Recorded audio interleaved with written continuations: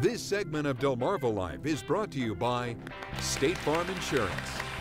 Temperatures on the rise, meaning you have probably already heard the roar of motorcycles on the road. And whether you're on the motorcycle or you're a driver near one, there are steps we all need to take to make sure everyone stays safe. Joining us today with a few guidelines is Susan Lynch, a State Farm Insurance agent in Federalsburg. Susan, thanks for joining us this afternoon. Thank you for having me. I live near the bypass. I heard what sounded like thousands of motorcycles going up yesterday. They are everywhere. We just really need to, I guess, keep our eyes extra open. Absolutely. It's very important to motorists, especially the motorcycle riders, that we're very diligent about watching out for each other on the road.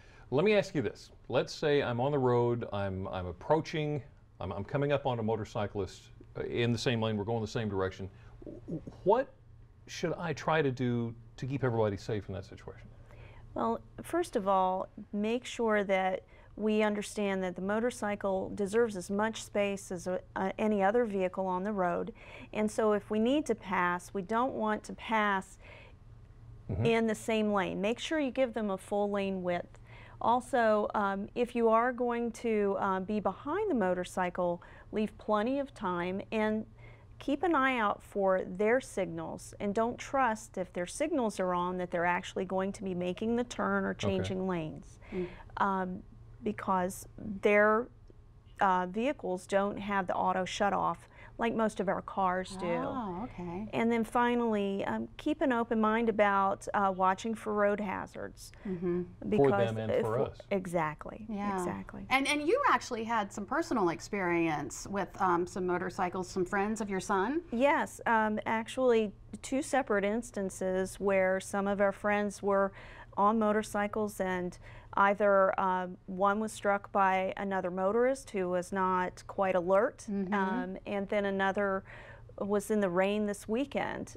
So it's important to pay attention to the weather too when you're going to be out on your motorcycle. Okay, well, with that in mind, let's talk about following distance for just a little bit, because you need to give them a little extra room, don't you? Indeed. Motorcycles stop faster, typically, than any other vehicle. So there's some minimums that are suggested by the states. In Delaware, they suggest a minimum of 2 seconds.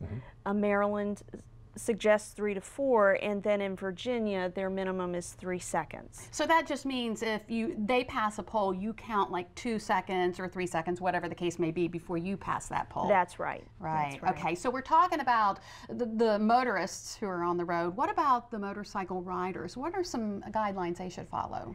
Well, one thing we always suggest is imagine that you are invisible, because a lot of times motorcyclists are invisible to the bigger vehicles on the road, either in blind spots or what have you. And then, of course, wear protective gear. That's the only thing that stands between you and the road.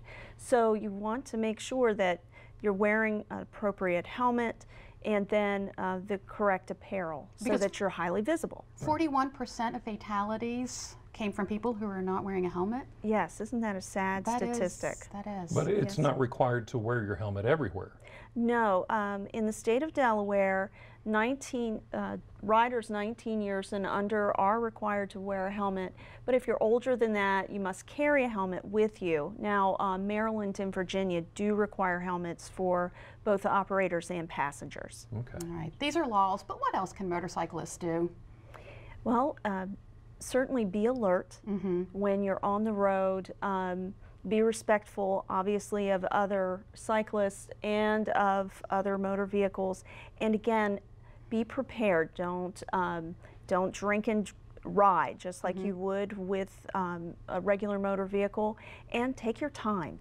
Don't speed and don't rush. Yeah. Pretend you're invisible. I think that is absolutely the most. Because sometimes you are if you get into a blind spot. Indeed. Yes. Okay. So what if we're thinking about, not that I would be, what if we're, but I might, what if we're thinking about getting a motorcycle? Well, some of the new motorcycles now have anti-lock brake systems, and now as of 2012, only 80 models had the anti-lock brake system, which is definitely behind the larger counterparts on the road. But if you are purchasing a bike and thinking about doing that, it's certainly something to consider. Other bikes have independent braking systems, which can cause accidents if we're not as diligent, and sometimes if we just make a mistake. Whereas the anti-lock brake system helps determine whether or not you're going to be braking too quickly and if you're losing traction on the road. So it can help prepare you and keep you from having an accident. Of course, all that safety equipment is not a substitute for safe riding. Indeed. Yes, that's correct. Susan, thank you so much. Thank you so much. Good for information, and if you'd like more information from State Farm Insurance on motorcycle safety, visit WBOC.com. Click on our picture at the top of the page. If you're the proud owner of a beautiful motorcycle, you probably have a system to keep that bike out of the elements, right? I should say so, but what happens when summer rolls around? The garage begins filling up with a ton of stuff, and slowly but surely, your things have been buried among the piles of pool floats and beach gear. Perhaps it's the perfect time to upgrade your garage. In today's Angie's List report, we hear how a new floor and other amenities can turn your garage into whatever you want it to be. If you're looking to expand your entertaining space and want to use your garage, the first thing you want to consider is adding drywall or paneling just to make your garage feel more finished and homey. Finished walls will also let you get a lot of items off the floor. Cabinets or shelving are a nice touch, but the most eye-catching upgrade is what's below your feet. Adding new flooring can really improve the look and feel of your garage. A low-cost option is an acrylic sealer. That's going to require more maintenance and won't last as long. An alternative is an epoxy floor or mats, which will last much longer and are low maintenance. And the style of flooring is much more than simply attractive. The main reason people do it is just to beautify their garage, but really the biggest advantage is how it protects the concrete, and a lot of people don't realize that. Another reason people love epoxy flooring is that it's very low maintenance down the line.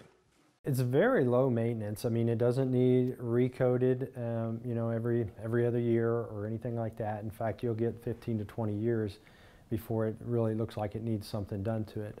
In a typical two-car garage, a quality epoxy floor with no volatile organic compounds can be installed for $1,200 to $1,700 and could last up to 20 years.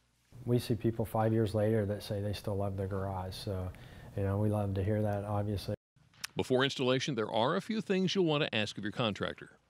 When talking to your contractor about an epoxy floor, you want to be sure they're using 100% epoxy. Also, you want low or no VOC. And when they apply the floor, you want to make sure they're going to put at least 3 layers of the epoxy on the floor.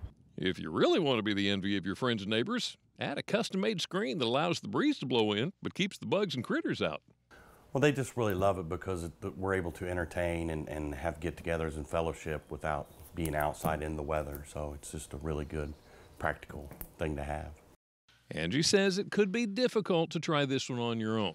If you're going to try DIY with epoxy flooring, be sure you're following the directions specifically, and also pay attention to what type of epoxy you're getting, because if it's not quality epoxy and if it's not applied correctly, it could come off within a matter of months.